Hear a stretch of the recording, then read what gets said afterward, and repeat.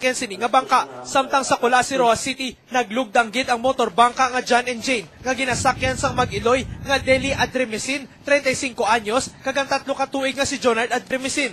Domingo sang kagahon sang masapuan ang bangkay ni Jonard. Samtang kahapon naman sang hapon, eksklusibo nga nakuhaan sang news team ang pag-recover sa bangkay ni Deli. Samtang tubtob sa karon, wala pa sa gihapon makitaan si Paquito Recto, amay ni Deli, nga kaupod Manila sa motor bangka sang maglugdang ini. Nagabugtaw man sila galang kay tungod sang kabaskugon sang wala nakatali sila diri sa may pero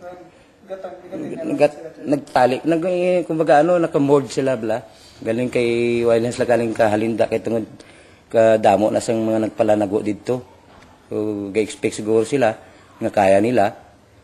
So ay ang natabo dapat mag-expect ka sa unexpected para advance yung mo.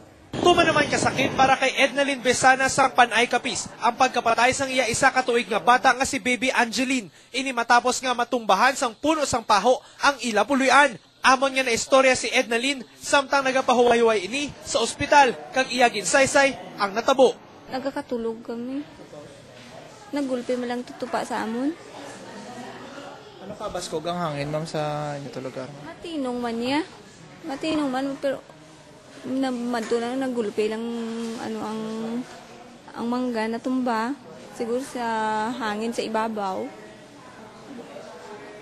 Tima to ang tabo sa amon. Ang bagyong si Senyang ang isa na sa pinakamabaskog nga bagyo nga nag-agi sa probinsya sang Capiz. Ang halik nga gitugas sini sa agrikultura kag infrastruktura sang probinsya ang hindi basta-basta. Gani sa karon pila pa ka mga barangay ang wala sang suga, lubog sa baha kag madamo nga mga tawo ang nadulaan sa pangabuhian. Apang sa gihapon, nagalao ang mga Capizenyo nga sa hindi madugay, malampuwasan na nila ang ini nga problema kag magabalik na ang tanan sa normal.